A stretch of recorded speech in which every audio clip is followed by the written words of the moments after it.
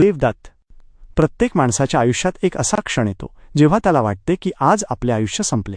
माझ्याही आयुष्यात तो क्षण आला होता, पण आज मी तुमच्यासमोर उभा आहे कारण तो क्षण आला, पण माझे आयुष्य संपले नाही, कारण माझ्यावर दत्तकृपा होती. आज मी तुम्हाला माझ्या आयुष्यातील तो सर्वात भयानक आणि थरारक अनुभव सांगणार आहे, जेव्हा एका दुष्ट आत्म्याने माझा जीव घेण्याचा प्रयत्न केला होता आणि केवळ श्री दत्तगुरूंच्या कृपेने माझा बचाव झाला. ही गोष्ट आहे 3 वर्षांपूर्वीची. नोकरीमुळे मला एका लहान गावात राहायला जावे लागले.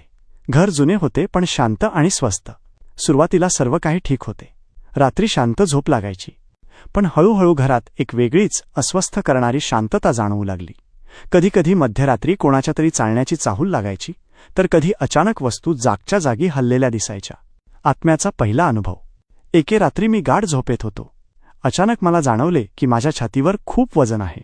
श्वास घेणे कठीण झाले. डोळे उघडले तर खोलीत पूर्ण अंधार. माझ्यावर कोणीतरी बसले आहे असे स्पष्ट जाणवत होते. मला बोलता येत नव्हते, ओरडता येत नव्हते. ते एक भयानक थंडगार अस्तित्व होते.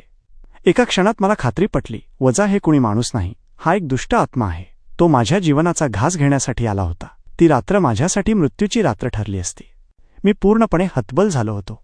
पण माझ्या आईने शिकवलेला दिगंबरा दिगंबरा श्रीपाद वल्लभ दिगंबरा हा मंत्र अचानक आठवला.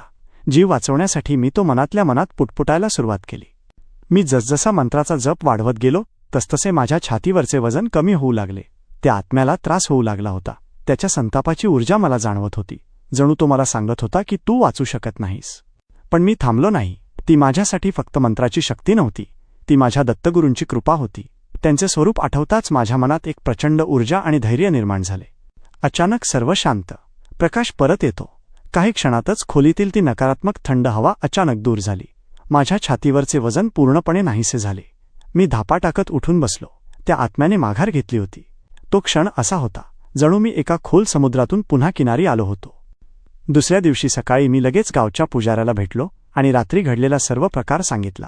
त्यांनी माझ्याकडे पाहिले आणि म्हणाले, बाळा, तू खूप नशीबवान आहेस. या घरात पूर्वी एका व्यक्तीने आत्महत्या केली होती आणि त्याचा आत्मा खूप हिंसक आहे. दत्तकृपा. पुजारी दत्तगुरूंच्या महात्म्याबद्दल सांगत आहेत. पुजारी म्हणाले की तो आत्मा कोणालाही शांतपणे जगू देत नाही, पण तुझ्यावर श्री दत्तगुरूंची कृपा आहे.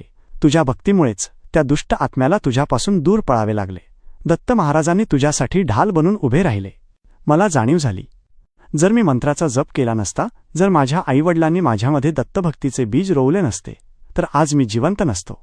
त्या आत्म्याने माझा जीव घेतलाच असता.